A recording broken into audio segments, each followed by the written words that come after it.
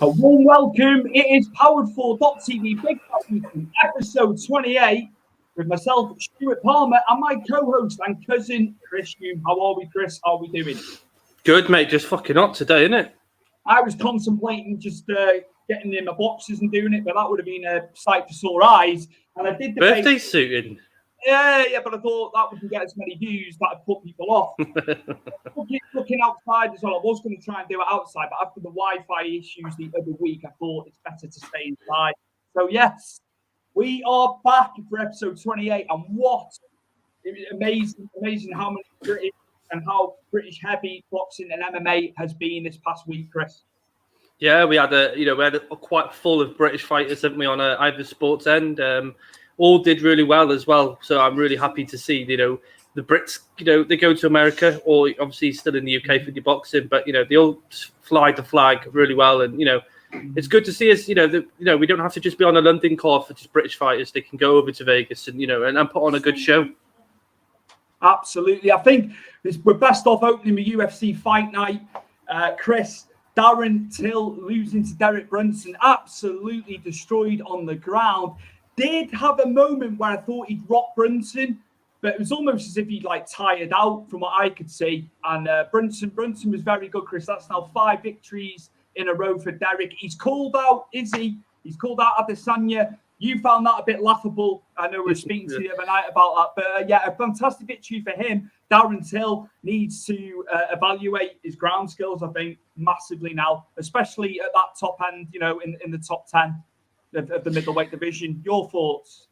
It was hard to see, isn't it? We all want to get behind Darren Till. We all want him to be, the bigger guy from Michael Bisping. Well, not the bigger guy, but the next draw from Michael Bisping. I know we still got a hell of a lot of decent British fighters in and around the top 10. Arnold Allen's in the top 5, isn't it, at featherweight? So, we have got guys in there.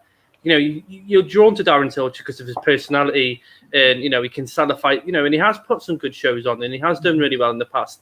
I did look at this one though, Stu. Since fighting Tyron Woodley, he's gone 1-8, and I didn't realize that. And I saw that, and I was 1-8. 1-8, yeah. I wouldn't have thought it was that much. I know he's had his losses. I didn't think it was that high, Chris. Yes, I saw it. Sports Keeda, funny enough, posted it. Wow, yeah, Sports Keeda, yeah. And I saw it, and TV.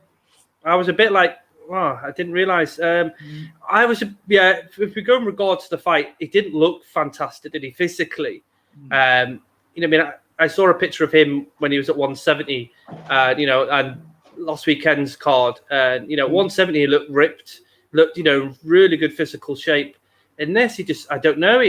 They looked a bit like me. You know what I mean? On a bit of a flabby side. So he's bloated. He was bloated to you. So how? What do you think that stems from? Just like putting it back on when you've cut. Looking that way. Yeah, because he didn't look too bad at the weigh-ins. He still looked quite good at the weigh-ins to Darren Till. You know what I mean? I'm sure something must be going on. I know that Michael Bisping's come out and said he's torn an ACL, hasn't he?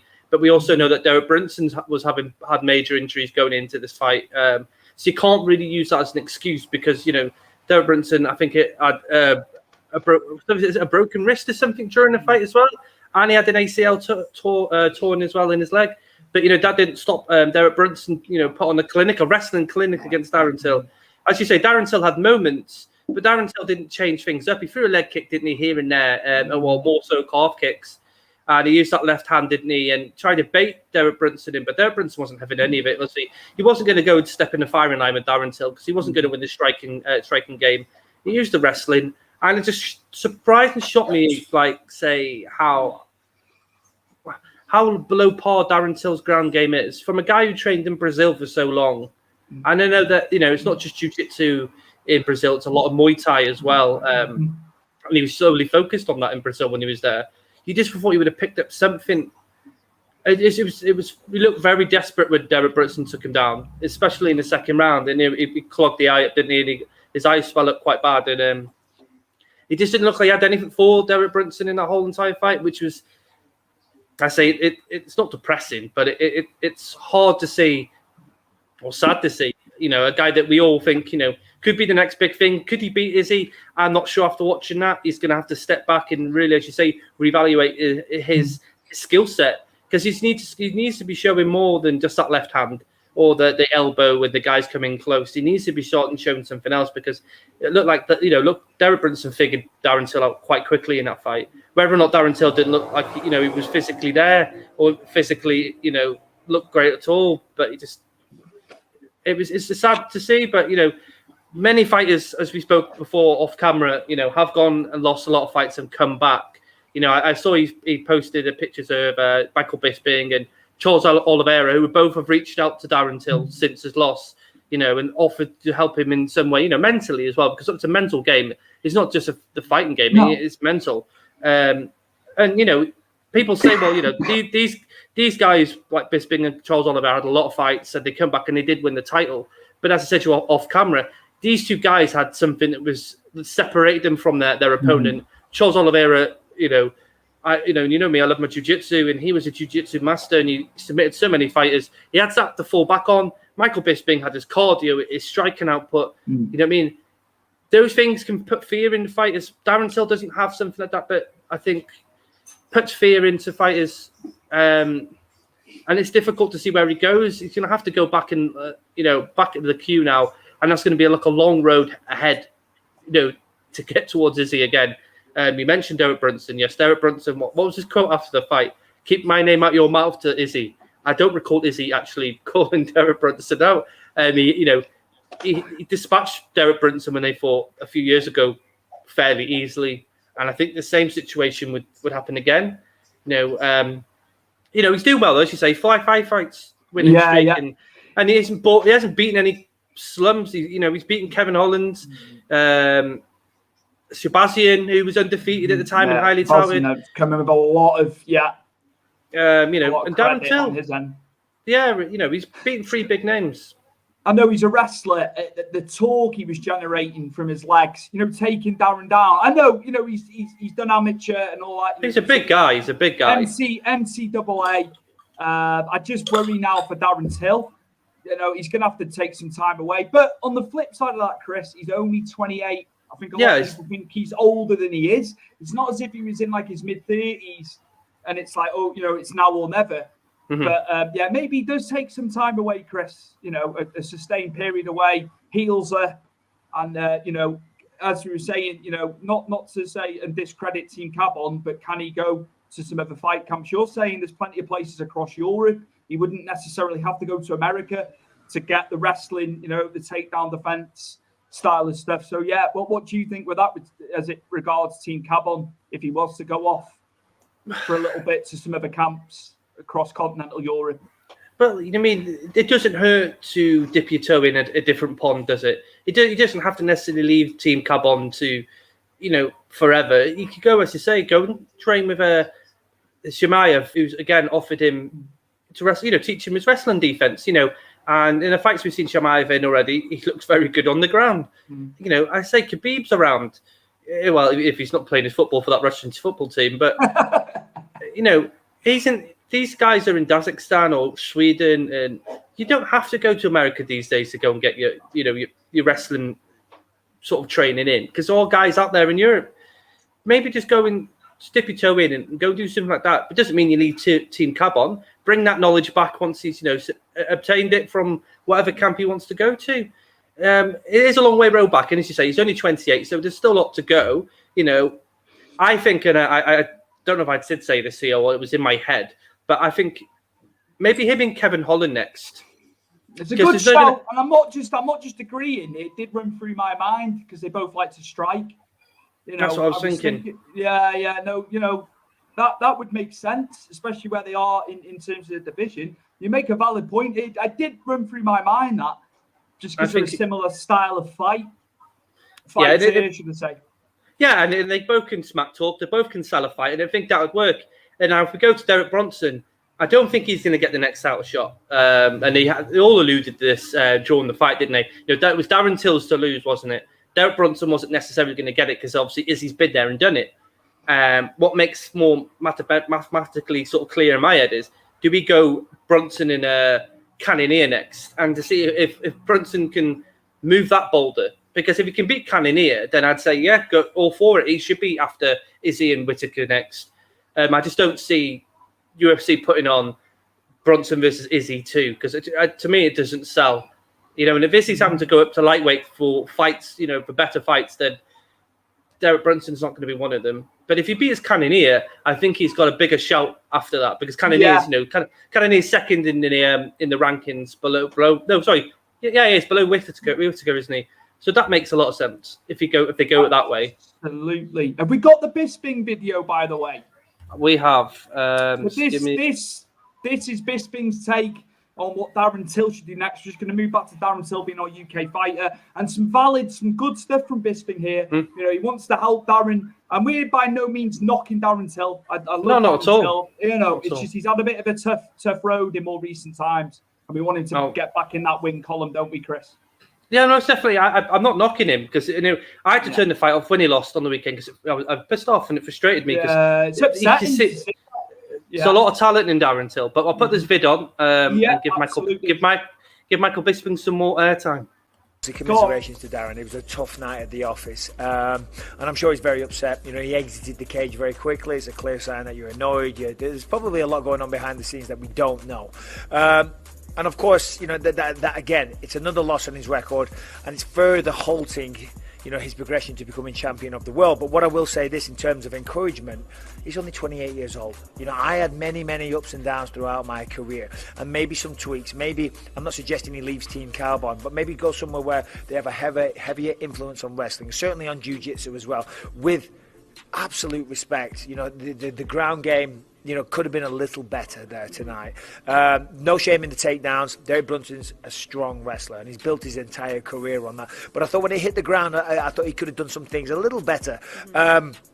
Also, another thing, far be it from me to dissect Darren's career. I've got nothing but respect. We're personal friends, so I'm not here to knock the guy.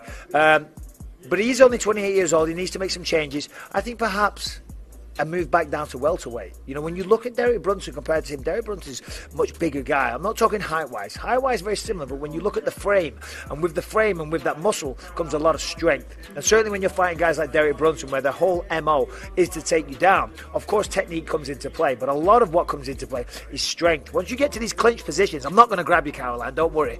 But if we do, and I know you used to be a gladiator, but still, come on, check it out. It comes down to power. And Derek kind of out-muscled him in those situations as well. So Darren obviously is heartbroken. I know how much this means to him. I know how much he put into this training camp. He was so focused.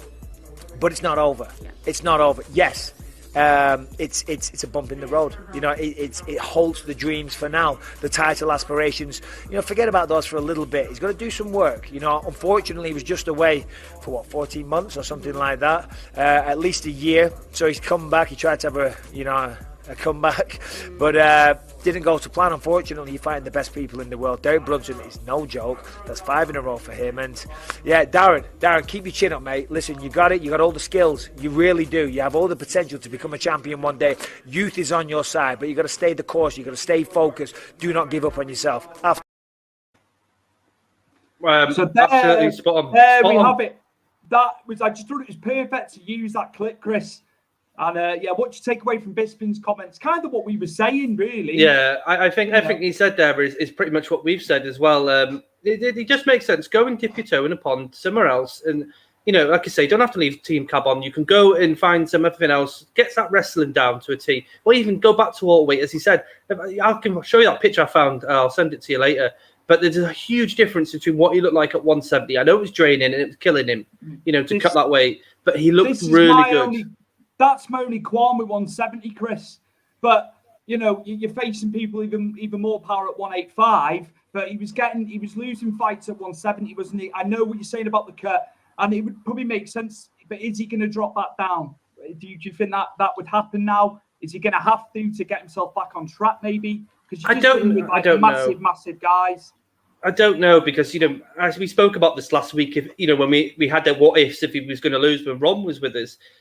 170 is no easy street, is it? With Kamara Usman there, you know what I mean? I'm not discrediting 170. It's full of killers as well. But yeah, he's got to take some time away. I think so. He's got to sort of work out, reevaluate in his head what he wants to do. Does he want to go learn that wrestling defense and come away with it and come back fresh-minded and positive, in the actions in the octagon. Right, I'm going to go to some comments because we've got a few. Yeah, sorry, There is a few. So we'll start off with Rambo, returning Rambo. Hello, Rambo. Guys, no questions on MMA or boxing, but did either of you watch All Out? What did you think? I'm going to just say what I said 2 years ago. Didn't think they were going to get all these acquisitions from WWE and the guys that they've got in. I always felt they were going to be on an upward curve. You just felt there was something. It was very indie when it first started, Rambo, was AEW, but what a show. And that All Out was fantastic.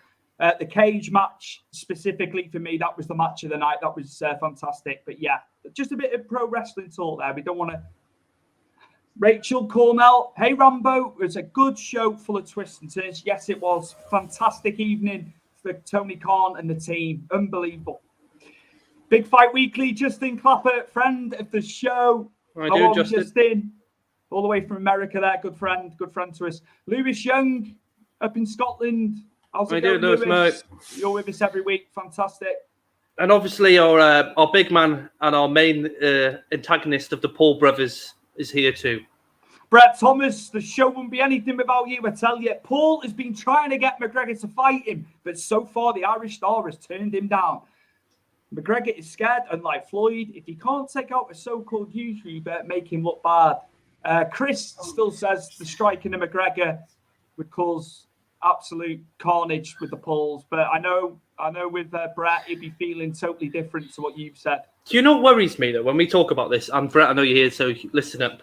I look at obviously the striking aspect is completely different, and boxing and MMA striking is massively different. No matter what people tell you, it is massive. What actually worried me when I was looking at it, and I actually looked into this fight last week when you and Brett and Ron were talking about it, the weight difference worries me because Conor McGregor is, naturally a 155er, and Jake Paul's a cruiserweight, which is what 190 in boxing, isn't it? I think they were at. It was in that. It was 195, but yeah. Normally it is. I think it is 190, 200 cruiser. You see, it's a lot of weight difference there, and obviously we've seen Conor go up to 170, and he looked really good at 170. I'm not saying skill set. It's a lot for him, isn't it? In terms of cardio, they'd have to meet in the middle, because I can't see Conor McGregor going up to 190 because that's going to drain him. I know his cardio isn't great as it is, so you imagine Conor McGregor at 190 and his cardio is just going to be whack. But that fight eventually will happen because I think Conor's going to need the money somewhere. In that instance as well, McGregor holds all the cards. Jake Paul's very much, I hold the cards. When you're calling out Conor, it's the shoes on the other foot. You're going to have to, listen to his demands. Yeah, because he's still outselling Gates. Conor McGregor will still outsell Gate when he comes back after his his ankle injury. He'll still outsell people.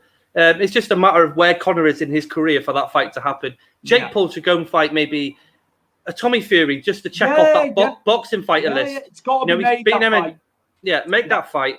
Maybe Masvidal, because Masvidal's called for it now. So Masvidal was at AEW the other night. He was in a box because my mate was there. I don't want to make it about pro wrestling, but that's fine.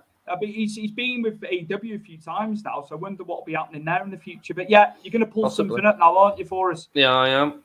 Former NCAA champion, Brett Thomas again. All right, Brett, lad. From former NCAA champion and Olympic gold medalist signed with WWE. Yeah, Gable Stevenson, that is. Yeah, it's Gabe Stevenson. I'm reporting that with WWE chairman Vince McMahon. Just wonder if Dana and UFC showed any interest. Right, Chris, I'll put that to you because it's obviously said about Dana and UFC. Well, Brett, he did. He went to meet Dana in Vegas a couple of weeks ago. I think it was the weekend he went to. It was SummerSlam weekend. So he did SummerSlam, and then I think he did the fight night because they both were on the Saturday, weren't they? Yeah. He didn't meet Dana. So their plans to meet, for some reason, didn't happen. I saw what Daniel Cormier said, and I agree with what Daniel Cormier says. Go and do what Brock did. Go and make yourself a superstar in the WWE, and then come to MMA with all that, all that power then that you've got from WWE. Everyone knows here. I mean, he can still go and train, can't he, and do other things, but go and make it in the WWE. Get that star up, isn't it? And then come to UFC, Bellator, wherever you can go, and do a Brock Lesnar. I think that makes more sense for him to do it. Instead of jumping straight into MMA. and it not working out, and then going to WWE, with his tail between his legs, sort of thing. Yeah, absolutely. Got anything else on the comments from Chris? Yeah, but Steve's back. Yeah, all right, Steve. You've been on a few times, haven't you? Fair play. All right, gents. Hello, Steve. He was a fan of the jazzy music with the Bisping interview a minute ago. Yeah, it was good. It was good from that clip. One of the music. Yeah, whoever put that over the end of it. Yeah, Brett Thomas. You should start playing Paul videos and press stuff. This guy is boring. He couldn't sell me a fight. Bisping, I think Bisping talks a lot of sense, Brett, but I know I'm love the Bulls, so yeah. He could go train with Logan. He could teach him wrestling. We're talking about Darren Till here. Yeah. I think the level of wrestling is going to be far beyond Logan Paul's, Brett. Great. Miro TV, it's Ramel. What's up, guys? What's up, Ramel? Our guest last week from the Philippines, staying up late for the show. Thank you very much. Appreciate you. You know that, Ramel. Got on late. Yeah. We've got plenty more to come as well. Brett Thomas, McGregor looked scared in a boxing ring, though. Logan went at Floyd. McGregor was tired out, throwing terrible shots. Jake was smashing him. I think McGregor did well early on in that fight, personally, with Floyd. Got to be honest. I think Floyd played him really well. But like I said to you last week, Conor always said about Floyd changed it to a Mexican stance, and he didn't train for a Mexican stance. And obviously, we all know Conor's got all cardio issues. We do know that. So that was always going to come into play. I don't think Jake's going to smash him up. But like I say, it's that weight difference. It makes me wonder how that's going to work if they ever were to fight, yeah? Right, we'll move on anyway. We'll get back to your comments. Big Tom? Are we going on to Big Tom? Tom Aspinall? Yes, we are, mate. Huge victory over Sergey Spivak, Chris. And now it's got to be somebody in the top 10 for Tom Aspinall. And you know what, Chris? You know what's nice to see? There's a lot more buzz surrounding Tom Aspinall now off the back of this victory. There's been quite a buzz prior, hasn't there?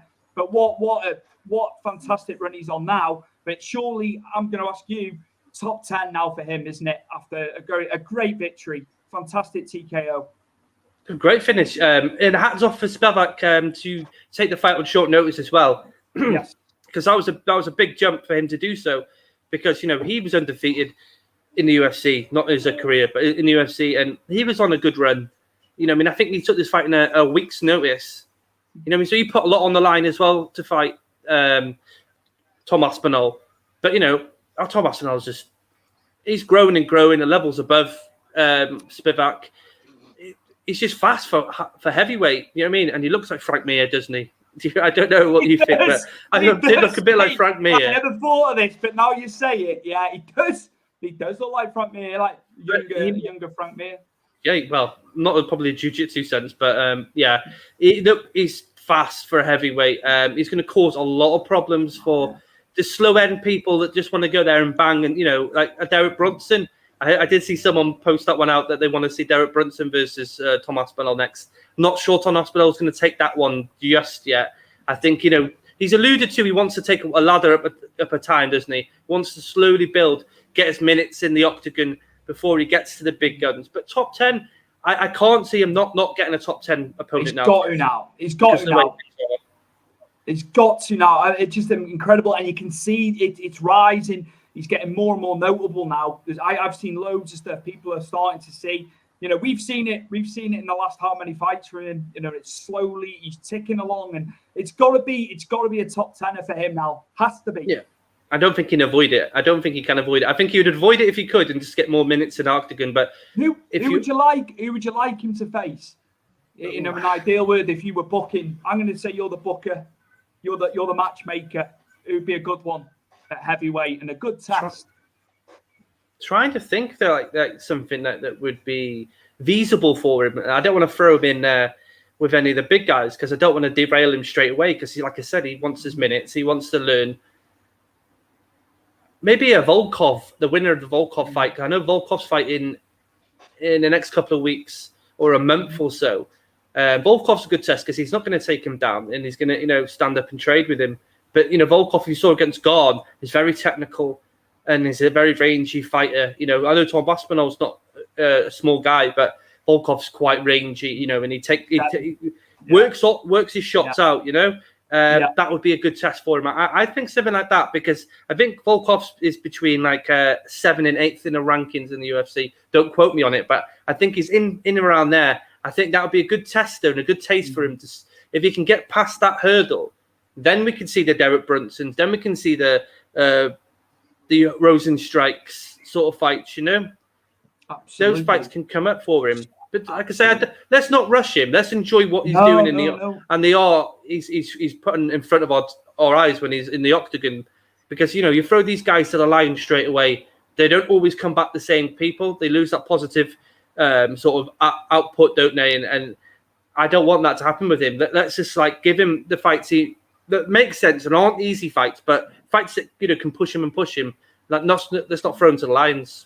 Absolutely. He's just going from strength to strength at the moment. It's great to see. It's great to have a heavyweight, a British heavyweight in there. We want this. This is what we want. We want plenty of people in all the divisions, don't we, Chris? But yeah, moving on, I think it's time for Paddy, the Baddy Pimblett, a stalwart of Cage Warriors for so long. It's been spoken about. Is he going to come to UFC for quite a number of years now, Chris? And a huge win against Venturini. I can't pronounce it. Luigi Venturini. Yeah. And he took a hard shot there, didn't he, Chris, in the first round quite early on. Managed to get his wherewithal back. And then a lot of unanswered punches coming from Paddy. And finally, the referee says enough's enough. And he wins his first outing. He improves to 17-3 now in his career. But yeah, what did you take away from Paddy's first foray into the UFC, into the octagon? I think he did brilliantly. You know, for the person he had to fight, Luigi Venturini isn't, top level or elite level, but it's a good sort of taste of what the UFC can offer. You know, he's never going to get the big guy straight away, but he looked really good. The only worry I have is if he's going to fight someone who is technically a good striker. When you're winging the punches, how he finished the fight against Luigi Venturini, you're going to get caught there. And like he got caught in the first round, and he stood up and took it, and he's got a good chin. But I did say to you last week, the experience would win him this fight, and the experience that he has, he's very all-rounded as Paddy. He's not just a striker like most Brits when we used to see them when they forayed into the UFC back in the day. He has got it all. He can wrestle. He can use his jiu-jitsu. He can strike. He can clinch up. He can be dirty box. He can do a lot, Paddy. He's just in a division where it's starting to move on from Khabib, and all the pizzas and the puzzles are starting to come in. Your Gaethjes, your Dustin Poiriers, your Charles Oliveira's, Michael Chandler's. You know what I mean? There's a lot of pieces in the puzzles. Obviously, Conor McGregor's there as well. Don't get me wrong, but there's a lot of people in that in that division that are going to be a stern test for him. So I know he likes to shoot his mouth off and wants to be the next Conor McGregor sort of splash, isn't it? As I put that, it's bargain basement for me. That his mouth. I don't, but I suppose he has like a bit of buzz around him with his mouth. But let the fighting do the talking is what I say. And he's had a good start. He's had a good start on his inaugural fight in the UFC, hasn't he? The thing is, because he's looked so good finishing, you're going to look at Paddy Pimblett now. He's going to probably hit the top 15 straight away. And that's problematic. Yeah. If he's not guarded when the shot's coming in, and he's taking on a top 15, top 10 guy, Chris, we've said about this, haven't we? You've stated it many times. He's going to come unstuck, isn't he? He will do. There are a lot of good strikers in this division as well. Don't forget. They're a mixture. Your Gaethje is a fantastic striker. Fantastic. With his leg kicks. He's the guy that really brought calf kicks into this sort of the last couple of years, because that's what he was doing before he came into UFC. But you've got Gaethje who can strike but can wrestle. You've got Michael Chandler who can strike, who can wrestle. Charles Oliveira is showing his striking level as well. Dustin Poirier, I don't want to be last, but Dustin Poirier's got better and better and better. You're looking at these people, and if he's to beat these people, having that chin up the way he did when he first started the fight against Luigi Vandermeer, you get caught and you get found out very quickly. Let's just hope he like Tom Aspinall can get some minutes in, learn how the UFC work with the fighters they've got, and then push on to the top 10. I again don't think he's ready for that. The push into 10 yet. Maybe a top 15 guy, maybe top 20, top 15 guy again. Just see where he goes and let's not rush it. Yeah, so he comes away with a victory in his first fight in the UFC, and we're now going to move on to our fellow Welshman, Jack Shaw, still unbeaten, 50-0, Chris, but it was a decision victory this time, unanimous decision, I might add as well, but he's back again with another win, and how did you feel with this one, Chris? I enjoyed it. I enjoyed Jack Shaw's work. Jack Shaw, to me, again, like I said to you last week, this ceiling is so high for this lad. He didn't want to get on the microphone with Michael Bisping and call him one and out. He's not that type of guy. You know what I mean? You see the Paddy Pimblettons, but the Pimblett, sorry, but Jack Shaw, sorry, is completely different. He's very, humble is the word I'm looking for. He's very humble, but the fight against can't pronounce it. There you go. Ludovic Chalanan. It was just simple for him. Like everything worked out for him. Chalanan just came forward, didn't he? He did try and wrestle with Jack Shaw, but Jack Shaw's is really good. His base is fantastic. His striking. He showed his striking off in this fight, and his ability to cut angles.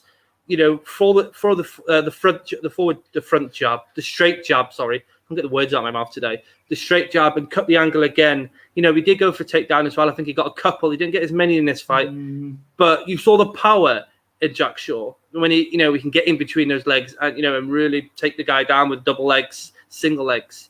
They do. That's why they call him that. The Mermaid of Wales, don't they? But he's got. Mad to think he's coming out of Abertillery there in South Wales as well. Yeah. It's crazy. I jumped in then. Sorry. No, it's fine. It's mad, isn't it? What they're creating down there. These guys that are coming through. What you're seeing now in British MMA, and we're talking about, say, Ireland, Scotland, Wales, England, is an array of fighters now. A very vast all-round. They're not coming in like they were back in the day where they'd just be a striker and a power puncher. They're coming in now with a lot of different aspects, a lot of different skill sets. The modern day sort of what John Jones brought to the sport when he came in, and he showed off so many different things and set the tone for MMA, I think, in a way, because people then wanted to be a martial artist, a mixed martial artist, not just be boxing, not just be kicking, not just be a wrestler, not just jiu-jitsu, not just Muay Thai, really get yourself around the whole circle of everything and pinch pieces off and learn it all. And what you're seeing now is the development of that, especially here in the UK, with the likes of Jack Shaw, because Jack Shaw, he's going to be a decent challenge for the top 10, I think. Mm-hmm. And I think him, like Tom Aspinall, can't hide from it now. Yeah, they've got to go. He's looked so good. He's looked so good. They're hungry. They want that, in the same token. And I think in a lot of ways it was good for him to have a 3-rounder, Chris. Another, get those, like you say, minutes and rounds are imperative sometimes, aren't they? I know everyone wants and likes a stoppage, but it's good to see, an abundance of skills from a fighter sometimes, which, as you say, we got to see, didn't we, on Saturday? He put it all out, I mean, it would have been nice for him to have a finish. It would have been great to see Jack Shaw get a really, a solid knockout or a solid submission. He did dominate the fight. He wasn't in any trouble whatsoever. He did get caught a couple of times, but they weren't fight-ending punches. There were more brushes, weren't they? Because he was moving away from most of the punches Ludovic was throwing at him. But yeah, the ceiling's high for Jack Shaw. Jack Shaw it's got something I think I've not seen in a British fighter for a very long time. He's humble. He's not brash. He's not calling that. This guy a piece of shit, this guy a piece of shit, I'm better than you. He's going in the octagon, he's showing what he's got, and he's showed it dominantly. Yeah, I don't think, just like you say, doesn't need to get into the mind game side of it, does he? Or, have someone have the mind games at him, go in there, do what you do best. But another fantastic result from one of our British fighters on Saturday night. And we'll move on to another Scouser and a fellow Evertonian, Stuart. Absolutely. Smudger was talking about it. He doesn't follow MMA, but he knows that Molly McCann through the Everton ties. But she wins a tough decision victory over Ji Young Kim. Kim had a gargantuan 10-inch reach advantage on Molly McCann. We know she's a bit of a pocket rocket in stature. But Chris, she improved to 11-4. It was her final fight on a current UFC deal. She's got a win. Does she stay with the promotion with that win, Chris? He's not going to cut her, surely, Dana. No. Listen, UK fighters at the moment, they're doing so well, aren't they? It'd be silly to cut someone on a win. Depending if she wants to stay in the UFC, I can't see her not wanting to stay in the UFC. She had a difficult fight with Kim. She was landing a lot of punches where Molly had to get inside, didn't she? Really work the inside jab and work the hooks, and she was connecting. And there was the clash of heads as well that dropped Molly McCann in the first round, and she was a bit dazed for about a minute or two, wasn't she? She found her feet and took control of the fight. It was very tough, though. I wouldn't say Molly McCann was dominant the whole fight. I think it was very close between the pair of them. I think Molly McCann's just output of getting in there and just banging, won the fight. I think the ending, the third round, when she was bobbing and weaving, each punch that Kim was throwing at her, and I'm, asking her to come on. I love when people do that. It's like coming from their heart, and they're desperate for this win. She's got a lot of tough fights ahead of her. Difficult to see where she's going to land, but if she can keep winning, obviously learn a bit more wrestling as well, because there's a lot of wrestlers in that division in bantamweight. And obviously Nunes is queen, isn't she? So it's hard. It's hard for people like her, or anybody in that division to dethrone her. But I'm happy for her. Being a fellow Evertonian as well, you've got to love it, haven't you? Oh, it's the icing on the cake, that, Chris. That's you can't. No doubt. We have more comments, so I'll throw these in before we're going to box in. These comments are integral to the show, as we always say.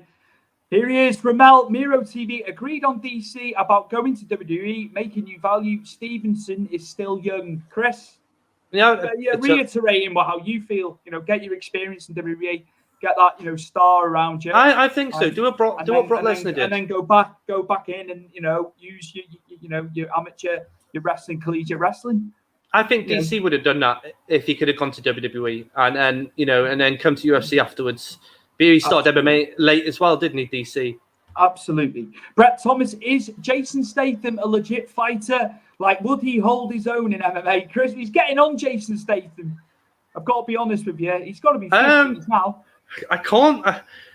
I enjoy him as an actor. I'd love to see a different accent. I'd love him to do different accents, so other than just copy. It's that strong London raspy voice, mate. That's what's making him his money, and his acting skills, of course. I know he used to train with Idris Elba, kickboxing, and Idris Elba was a kickboxer as well as a DJ, as well as being a pain in the arse every time you see on Sky because he's on every flipping advert. Making the chingle with Sky.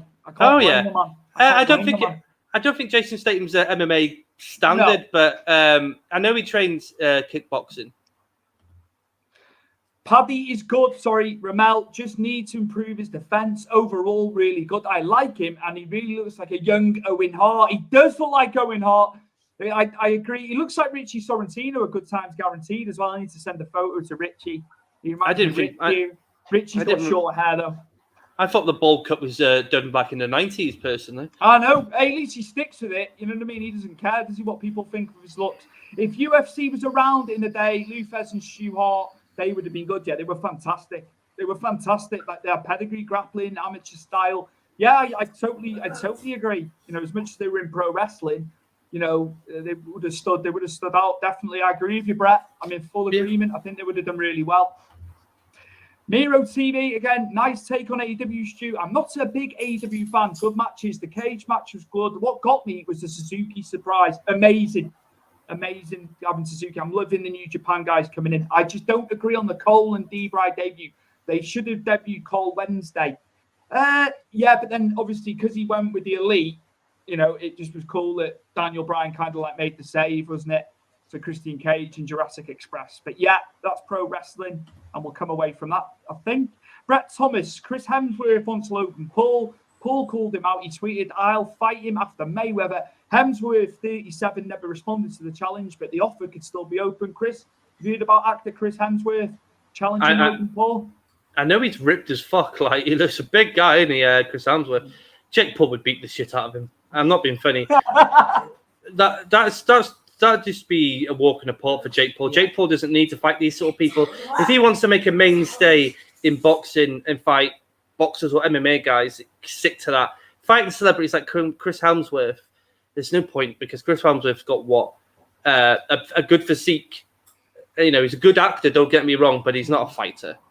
That's it, man. Paul was an accomplished high school wrestler and has made it no secret his grappling experience makes a move into the cage more suitable.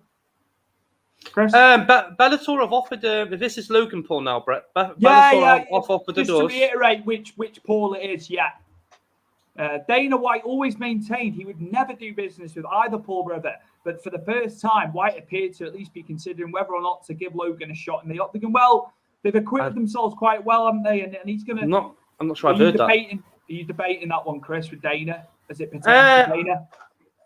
Listen, Logan Paul... I prefer Logan Paul over Jake, if I'm honest. But the stuff I've seen of Logan Paul, I'm not a flipping... I don't jump out and watch his videos, but... I hear he's got NCAA wrestling. I'm yet to see anything I can physically watch to see. You know what I mean?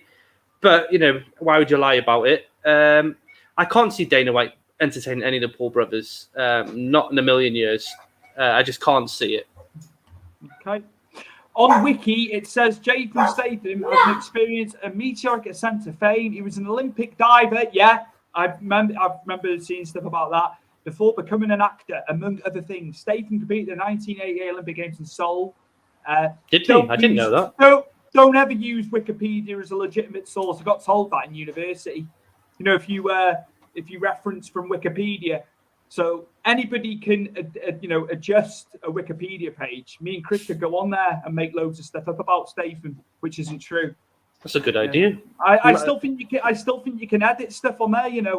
But Brett, in terms of being an Olympic diver, 100% right. I didn't know that. I didn't know that about Jason Statham. I've seen it. I've seen videos and stuff like that in the past. Chinese martial arts, kickboxing, and karate, recreational in his youth while working at local market stalls. Okay. An avid footballer and diver, he was a member of Britain's national diving team. Wiki. So he sourced it from Wiki. Not the most legitimate of sources, Brett, but the diving is right. Dana said he would never have a woman until Ronda made the money. Yeah, and I get where you're coming from here, Brett. Ronda Rousey did break down the door for the ladies. But you're looking at a woman that brought the sport into the UFC. She brought ladies MMA into sport. Jake Paul and Logan Paul are money makers, yes. But skill set wise, it's like, again, throwing CM Punk in. You can't jump from, okay, I trained wrestling, I trained boxing, I trained jiu-jitsu, and then throw yourself straight into the big pond.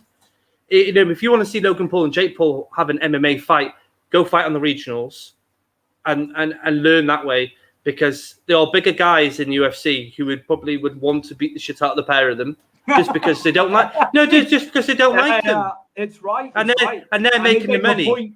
They'd make a point of that. Yeah, and they're making the money, don't forget, All this argument of fighters pay at the moment. Logan and Jake Paul are making bucket loads of money just simply boxing, where the guys in MMA aren't making anything. So if these guys were to come into UFC, you'd have a lot of queue of people wanting to fight these guys. Using their fight style as well. I don't think a lot of people would want to knock them out straight away, to be honest. No. Take them down and sorting them out on the ground. If the money dictates to the Pauls, Ramel again, Dana hesitates to sign them in just at least one match. I just can't see it. Bellator, I think, would eat it up because Bellator need the ratings. So Bellator, I think, would definitely eat it up. Brett Thomas, Jake will bring YouTube into the sport. I think KSI brought YouTube into the sport. I think Jake Paul's elevated it, though. I'm not knocking Jake Paul, but I think KSI Logan Paul brought it in, and I think Jake Paul's elevated it now. Dana have Punk the stage twice, so what's the difference? Because Punk, Punk was Punk. I've got to be honest. Punk was more known probably than the Pauls are. I've got to be honest. When he was at peak. Brett, listen, I'll never say never because I'm not Dana White, and I don't know what goes through Dana White's head. But from reading things and listening to him, when he's adamant he doesn't like you, he isn't going to work with you. And he's been like that for a long time. I know you mentioned about CM Punk. The CM Punk was massive. He just, broke the fourth wall in WWE, was a free agent, wanted to fight, isn't an arsehole, hasn't called out Dana White for a fight, has he? Because Jake Paul's offered to knock Dana White out. I I just can't see it. I can't see it. I don't. No. And I think they're going to want more money than what Dana White pays the fighters currently, and that is a non-starter. Anyway, boxing, Stuart. Yeah, and can I just say about the UFC, fantastic showing from the British fighters. It was an absolute privilege to see all the wins. Just a shame about Darren Till, Chris, you know, and the fact that it was in Vegas, but they all travelled well for the most part, didn't they? And I'm sure we'll get our big card maybe into next year in the UK and a huge card. And hopefully we can get down there and do some live Big Fight Weekly at a UFC event. Brilliant. That'd be amazing. Absolutely. So, yeah, on to the boxing. Eddie Hearn's matchroom again on the zone. The main event we're going to talk about after, Conor Benn, son of the great Nigel Benn, the Dart Destroyer, impressive again over 10 rounds versus Adrián Granados. Granados, as Tim Round said, he felt he won. I'll just read out the scorecards from the judges here. Go for it. 190, 100-90, sorry, 99-91, 97-93. That should have been wider. I'm probably veering towards 99-91. I'm with the middle judge. How Granados can say he felt he won is beyond me. Like, because Conor Benn was pressing it. You know, Granados was getting backed up all the time. He was backing him up. What was coming back, Chris? There wasn't enough output. There wasn't enough. Conor Benn, and I'm kind of glad Conor Benn, you know, got the 10 rounds in. Although I think he wanted to stop him, but there's no shame in that. You know, it's continental level. We're just one avenue below world title now, Chris. This lad I think he's got it. He's got it. Yeah. He's got it. You can clearly see it. And the mental as well, as you just said that. We praised it then. He's got the mental game. And I think that is a big leg up against anybody. If you can, you know, use that set of skills he's got and are really, really good, but have the mental aspect as well on top of it. You know what I mean? You can go places. Absolutely. I'm really impressed by Conor Benn, though. Every time we've watched him and covered him for Big Fight Weekly, I'm amazed every time because he just seems to get better and better and better. Comes forward as well, and he's got the power. He's good to watch. Excuse me. He's slick. Now, I'm just going to say about, obviously, it's Amir Khan's been touted as an next fight. Why not? You know, that'd be amazing on a British level, and you know, get a lot of eyes worldwide, wouldn't it? And Adrian Broner, I think Conor Benn will beat Adrian Broner. Truth be told, I can't see Adrian Broner beating Conor Benn. But I think the one that makes sense maybe Amir Khan. Then it's got to be a world title fight, hasn't it? After that, I like Amir Khan, but his level and Conor Benn's level. I mean, Conor Benn surpassed him now. I know he's won world titles, and I'm not taking that away from Amir Khan. The Amir Khan time has had his time in the sun. It's Conor Benn's time in the sun now. Amir Khan's had it, and that chin and the way the way that Conor Benn hits you and the power he can bring into a single hook or a straight jab is gonna worry Amir Khan. I don't like that matchup. I think like not looking too far ahead with Conor Benn. I can just see him going at the weights as well, Chris. He's got a big frame. I think he's going to do a lot of damage. He's still, he's like early. I think he's early 20s, mid 20s. So he's still, he's got time. He's coming through at a perfect time. I think he's going to make a lot of money from Matchroom and Eddie Hearn. As well as himself. Yeah, I think so. Eddie Hearn's invested a lot in this lad, and he obviously he's got some skills from his dad. The genetics and stuff like that. But also you don't hear too much from Nigel Benn, do you? But you heard a lot from like Chris Eubank Senior about Junior. Yeah. And Nigel's about, and he's done interviews, but he's kind of letting his son just ride the wave, isn't he, Chris? Yeah, and I think that's the perfect way to do it. But he's had his spotlight, hasn't he, Nigel Benn? What I mean? Other than go on talk shows, and I suppose maybe not as much as John Fury does, because John Fury I think oversells Tommy Fury a lot. I've noticed that now from watching him on the Jake Paul card and listening to him, talk about how Tommy Fury is. Doesn't oversell Tyson. Obviously, Tyson's elite, isn't he? But yeah, he doesn't need to. Conor Benn's selling himself. Conor Benn's making a name for himself. Nigel just has to be there and just be a father, isn't it? And shed the experience when he needs it. Absolutely. I'm enjoying DAZN's coverage also. It's gone up a price now, though, hasn't it? Yeah, it was only a matter of time. I think Eddie, obviously with DAZN, it was $1.99 for a very, very long time. They were getting the people in. I still think $7.99 with all the stuff you get, You know, there's a lot of interviews on there. There's a lot of extra stuff, and there's a lot of big cards coming up.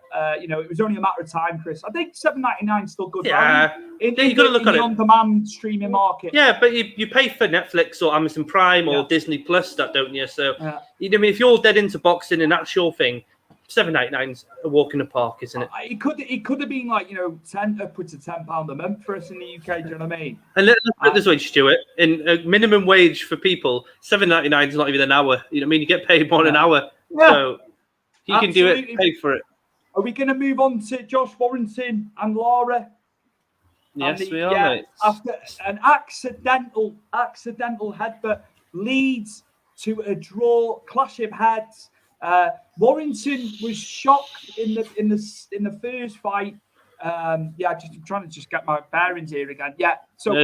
Obviously Warrington in the first fight was expected to win. He was turned over by Lara. You know, Warrington's had some huge victories. He's beaten Lee Selby. He's beaten Kid Galahad. He's beaten Cole Frampton. You know, it was a bit of a shock. Anyway, you could see he was very upset afterwards. Josh Warrington. It was a draw. There's going to be a third fight. You know, it was a hometown fight for him. They were at Headingley at the Rugby League Stadium in Leeds. Another big night. I'm sure they will sort that out. Possible it could happen maybe at the back end of the year. I could see it at the First Direct Arena in Leeds. Actually, just a shame. I think he was going to avenge that loss. I really get the feeling, Chris. He looked good, didn't he, Josh Warrington? It's just one of them, isn't it? You know, the way they both set their stalls out, the way they fight, it's in a phone box, isn't it? And it's all up close, all very tight between them, isn't it? You know, I mean, these sort of things happen. When you fight that way, you're going to clash heads. Unfortunately, you know what I mean? You'd say, 7 times out of 10, it doesn't normally end up with a cut, does it? It's just usually, you know, and then everyone moves on. It's just one of them, isn't it? Like I say, Molly McCann got clash of heads in her fight, didn't she, against Kim, and got dropped because of it. It's just one of them. They happen when you're fighting that close quarters with people, and you know you're up and close, and you know it's going to happen. It's a shame for Josh Warrington, I should say, because I thought he was looking really good, and I think I didn't win in the fight at that point anyway. It's just one of them. Do it again, get them back together, and you know they can finish they'll finish the trilogy. We'd say then, wouldn't you? Absolutely, yeah. We look forward to seeing when they reschedule that. A third fight after the accidental clash of heads. Moving on, Supremo in women's boxing. Katie Taylor improves to 19-0. What is next after a huge win? 100-89 on the judges' scorecard. So an absolute, you know, obliteration on the card. I felt she could have stopped there. I think she felt she could have got a stoppage as well in that one, Chris. She's just really, really good, mate. I'm impressed with the ladies. So all the ones that we've been covering through lockdown and stuff for the last 6 months, I've been really impressed with ladies boxing. You know, when I haven't really put much stoke into watching boxing until we really start the show. You know, and I spent a lot of time watching and analysing fighters, and she stood out to me a country mile over all the ladies I've watched so far, mate. Yeah, absolutely brilliant performance from her again. They're talking about Jess McGaskill, a rematch with her. She's been calling her out. There's only going to be one winner. That's the problem there. I just don't see anybody beating her, Chris. You know, and she's been in the trenches in some fights, and she's come through, and she just goes from strength to strength for me. And a huge, you know, a great beacon of light, great, you know, person in women's boxing. You know, flying the flag for world boxing. Well, they're saying this is this lady that fought on Jake Paul Woodley card. Her name was Amanda Serrano. Okay. And she looked very good, to be fair. And Showtime were bigging her up a lot. I know she's a training partner of Jake Paul, but besides that, she is a professional boxer. She's dabbled in mixed martial arts as well as professional wrestling, Stuart. Here we go. Right, okay. Multifaceted and a lot of stuff. You know, she's 32. She's held the WBO title since 2019, the WBC since February 2021, and the IBO title since March 2021. She's got a lot of belts. So maybe we could get these two together. Absolutely. Yeah. So Katie Taylor, it'll be interesting to see what happens with her going forward. Any more comments, Chris? Oh, we have. Brett is still firing away. Matt Jarrett. We've got Matt Jarrett as well. Yeah, I'll throw Matt's on now. So, yes, it is the Super Clash event now on sale. I'll just wait for the dogs to stop barking so I can get Matt's announcement across. Sorry. Yes, Super Clash is back. I know Matt has wanted to put this card on for a long, long time. He's been working behind the scenes, obviously COVID stress, and then, getting people in and out, different countries and the people he's trying to get in. But yes, Saturday, February the 19th at Cheltenham Town Hall, it is Super Clash, the return of Super Clash. I cannot wait to go down to Cheltenham for that. I'm looking forward to that. Absolutely, yeah. Thanks for that. Yeah, thanks, Matt. Let's go back to Brett because Brett is on fire today. Absolutely. Absolutely love your comments, Brett. Sports Key to Source. Paulo Costa at the UFC Performance Institute in Las Vegas, where the two sparred with the boxing gloves on. Costa dropped Logan Paul with a strike that landed flush on the temple. I'm not surprised. Paulo's got the... All right, okay, he's going to tell me something different. Chris isn't having it. No. Again, I like Logan Paul. I've got no problem with Logan Paul. But when they were sparring, Paulo Costa caught him here, not here. If you watch the strikes, it caught him on the shoulder. So it rebounded up, but it wasn't menacing because if Paulo Costa's going to throw a punch, Paulo Costa's going to knock you 9 times out of 10 out because he's a big dude and he's known for his striking as Paulo Costa. That's come out, Brett, that wasn't real. That was a fake. That when he dropped to the floor, it was fake. It wasn't real. It was more just for show because Logan Paul's, in a UFC institute. So you see where I'm going with this. He's got another thing as well. Paulo Costa, I know what Paulo Costa said about this. Costa admitted that Logan Paul's wrestling skills took him by surprise. He even praised Paul for displaying the spirit of a true fighter and hailed him as very skilled in interviews. So a UFC fighter has actually been complimentary of the Pauls. Again, we've read, and when I did the whole Floyd Mayweather Logan Paul thing, I had to do a lot of research for Logan Paul just to find something out that was a combat sort of thing. And, I read about this NCAA, but I didn't see tape. I haven't seen tape. I haven't seen any sort of record of it because usually in collegiate wrestling there's records. I haven't seen any records, so I can sort of look at it properly. Paulo Costa's not a wrestler, though. I'm just going to put it just a bit there. That if it was a wrestler he was taken down, then I'd be a bit more like fair dues. But you're taking down the striker that's normally, is known for striking. Logan Paul needs to, if he wants to get into MMA again, go to a better sort of camp. I don't know. It's difficult because I haven't seen enough of him. I've just seen him box KSI and I've seen him box Floyd Mayweather, and I haven't seen enough in those. Yeah, do you know what I mean? I've seen enough in Jake Paul. I think Jake Paul's definitely got the skill out of the two of them. I just don't know. I don't know. It's a weird one, isn't it? I don't know if I want them sort of leaking into my sport. They can stay in your sport, Stuart, and they can run boxing. Let's not run MMA. Cheltenham Hall again, yeah. Hey, Brett, the dog wants to go to the event. There you go. Yeah, the dog was barking. Yeah, that was Mr. Chips. He's always barking. I have one bit of news actually. Sky Sports boxing huge announcement. There was talk they were still showing top rank events. Sorry, so all the international, the big fights that was happening, and then they've gone in with Boxer, and they are going to have UK fights. Obviously, Joshua Usyk is still part of Sky Sports, even though Eddie's gone over to DAZN. That was part of the deal. Signed seals. So it has to be on Sky Sports. Obviously, Joshua's fights going forward will be part of DAZN. But we're also going to get Chris Eubank Jr. and Josh Taylor events on Sky. So I'm kind of glad Sky have carried on the boxing. Adam Smith's a fantastic, he's fantastic on commentary. I know he does a lot behind the scenes. Yeah, he does. Yeah. With Johnny Nelson, he's very good broadcaster. And I'm kind of glad Sky is still doing stuff. And we're going to get, British fighters. Is that going to be box office or is that going to be I think for the channel? I think there will be some box office possibly. But I think they're also trying to, keep it as part of your package. Hello, Mr. Chips. What type of dog do you have? There you go, Chris. Brett, I have 3 Shih Tzus.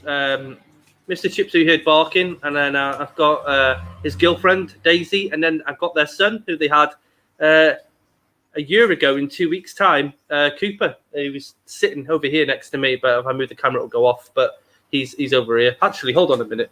Just for you, Brett, I'll do this for you. It's like Noah's Ark in Chris's house. Ugh.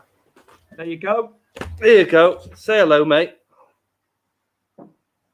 This is their son. They had Mr. Chips and Daisy had Cooper last year. Go on, mate. Sorry to disturb you. Goodbye, Cooper. Chris, have you got anything else in terms of comments or my closing? Brett's just got one more. Blimey, a real family. Brett, I've got a zoo. If I run down the list, Stuart, of animals I have in my household, next to me here, this is where you see on the screen my face is flipping orange, yeah? Not just a beard. Is because over here, I have a tortoise and a bearded dragon. My son's got a cockatoo upstairs, and then my daughter has got a gecko, and that's with 3 dogs. So I've got to say, it's Noah's Ark. Noah's Ark. Yeah, it's Noah's Ark, man. Just think when the rain starts coming again, when it gets cold, you can all pile into my flat because we're safe. You could be like the next. You could do Animal Planet. You could do your version in the house. I'd be like, hello, this is Chris, and welcome to David Attenborough. David Attenborough of North Wales. I can't. Chris, I can't. Have we got anything else before we close out? One more from Brett. Oh, wow. Bearded Dragon heard they're super intelligent. Please do a show on your animals. There you go, Chris. You can into animals. I could sort of break off on Powered 4 TV and I'll talk about all the animals I have. Yep, no problem. Absolutely. That's fine. Absolutely. So, yes, Chris, where can the viewers find you in terms of the socials and if anything is coming up for you? You can find me on Instagram at VanHume86. You can find me on Twitter at VanHume. I'm on Twitter a lot, so posting quite a fair bit, Big Fight Weekly and whatnot. And also, you can find me at the bottom of your screen. Well, you can find me and Stuart. Absolutely. At Powered 4 Big Fight Weekly on Facebook. We have our own page. We are going to start doing Twitter and Instagram. It's just one of them. I mean, Stuart are right busy with family life and work life and stuff, but we will get round to it. But you guys who watch us, Brett yourself as well, join our page here on Facebook if you have Facebook. Powered 4 Big Fight Weekly. Send a comment and we can have a chat. We can continue the chat. Absolutely. And I've been Stuart Palmer. No wrestling podcast at the moment, just having a bit of a break. I mean, I was thinking about it the other day, Chris. 80 episodes since January 2020 because I had that brief hiatus for 3 months. Mm-hmm. So we're on 94 now. I'm just having a little bit of a break. I've just thought, we'll do Big Fight Weekly. Obviously, we do that constantly. That's, week to week. So it's a little bit of a break. It will be back. And we'll be back next week, won't we, Chris? It'll be interesting to see what we've got to talk about. Might do a little feature next week. I think feature for a while.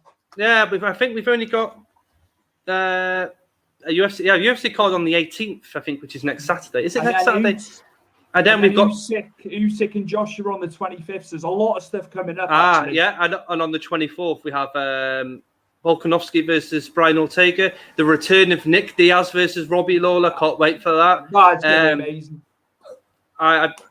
We've got a lot of things coming up. We've got obviously Fury, Wilder will be coming up eventually. October. We've got that mega card in November, Cora Usman Covington card, which is absolutely banger. I think me and our good old friend Rommel might do a live UFC for that card. I'm not sure yet. You've got to do that, mate. Absolutely. I might need to get some sleep this time.